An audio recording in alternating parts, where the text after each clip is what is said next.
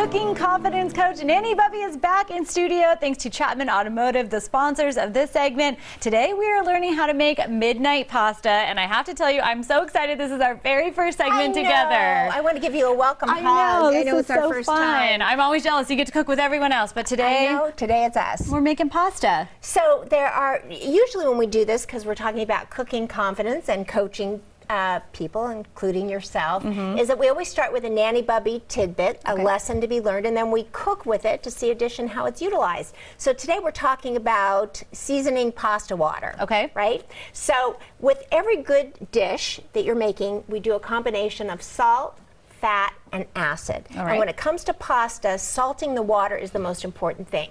So the one thing that we always want to do is we want to make sure that the water is boiling before you put the salt in. All right. Have an idea why? No. Okay, so if you put your salt in before it starts to boil, it will dilute, and then up comes the steam, and with that steam comes the salt, and so you lose some of that salt consistency. Oh. The other thing is you always want to use kosher salt in all your cooking, whether it's pasta or whether it's anything.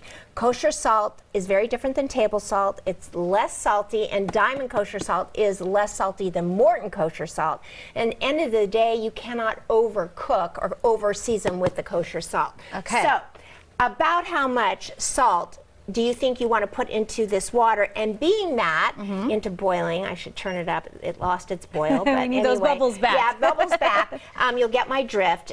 Because what you want this water to be like is the sea. So you're going to use your intuition and your instinct. So about how much salt do you think you would put in if you were wanting to bring this up to the sea? Well, I would imagine it's probably more than I would think. So a few scoops, I'm guessing. A few scoops. So you would put about 2 to 3 maybe? Or 3, okay. Are you going to tell me all of it? Well, yeah, almost. So what I'm going to tell you is that dilutes, and really what you want to do is you want to go like this. Woo!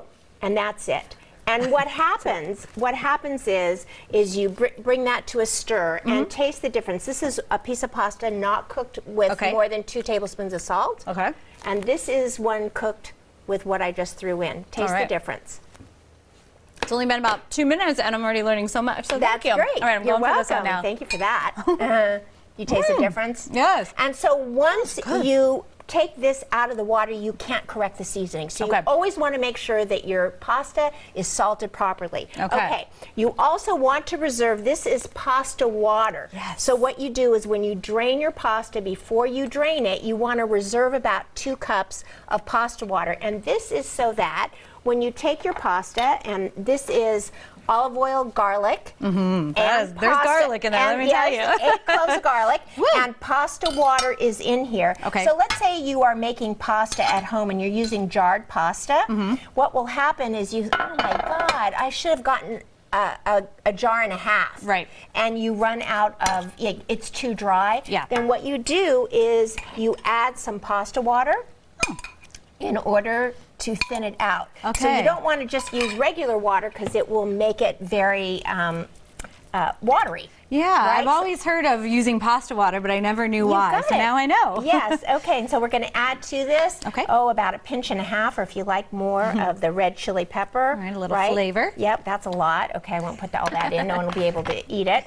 Okay, and then the acid, which is the lemon, right? And when you think about a tomato-based pasta, that's a lot of acid, right? The cheese is the fat. I like a good cheese. We have about 1 minute left, so we'll get it all in there together. We're making this together, right? We're going to toss it up. There we go. Lots of acid everywhere. Lots of acid everywhere. Watch the eyes. Okay. So now we have, I think it could use just a little bit more pasta water. What do you think? I trust you. Just a little I turn to you for this stuff. No, use your instinct. Trust your instincts. You use it for TV camera. You can use it in the kitchen. Okay. So we're going to take this, and we're going to pour it. Let's see, is it too hot to lift? Nope. We're got it. Right into this beautiful. This looks beautiful. We're going to add, how about if you grab the cheese and dump it, maybe half of it, all of it in. Okay. Whatever you think. Just keep going a little bit more, I think. All right. Okay. The more cheese, the better. This is beautiful parsley. There you go, right on top. I love it. And there you go.